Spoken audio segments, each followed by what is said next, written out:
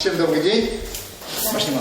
На избирательный участок с мамой и так уже много-много лет. Столь трогательная традиция в семье Магановых не случайна.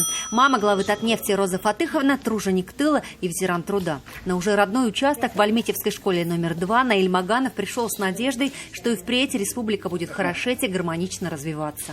Это наша обязанность, мы должны сказать, как должна развиваться страна, в какую сторону идти. Звездный пилот и семикратный победитель Дакара Владимир Чагин сейчас должен находиться в Астраханской области на сборах вместе с легендарной командой КамАЗ-Мастер. В Татарстан прилетел специально, чтобы проголосовать. Сделал это на территории 116-го лицея Казани. Мне неравнодушна судьба моей семьи, моих близких, родной республики. Безумно рад и счастлив, что живу в Татарстане практически всю жизнь. Отдать голос пришел и заслуженный тренер России, главный наставник казанского «Зенита» Владимир Алекна. График у него обычно расписан до минут, но время прийти на избирательный участок выкроил. За свое будущее.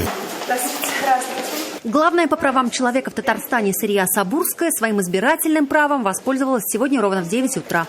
Голосовала в 55-й казанской школе. Она немного торопилась, чтобы успеть на свою же пресс-конференцию. В интервью подчеркивает, что трехдневное голосование – огромный плюс для тех, кто сутками работает в больницах и изоляторах. Представьте, если вот сегодня он ушел на сутки, да, то он только завтра может прийти домой. Разве он сможет проголосовать? А это сотни людей.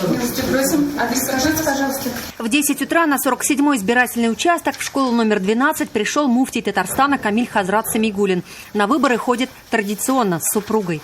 У нас светское государство в том понимании, что оно нейтрально по отношению ко всем.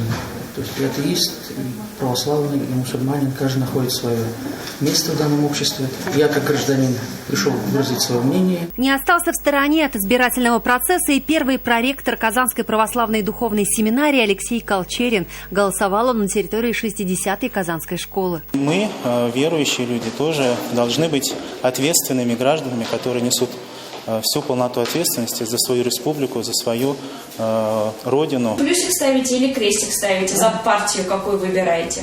Какую партию? Ага. Это ноги его подводят, а рассудок и память, что и в молодости. Несмотря на возраст 92 года, Ильдус Шайхулисламович полон решимости выполнить свой долг. До участка Герой труда хотел было добираться самостоятельно, но ему предложили вариант голосования на дому. Да, вот здесь.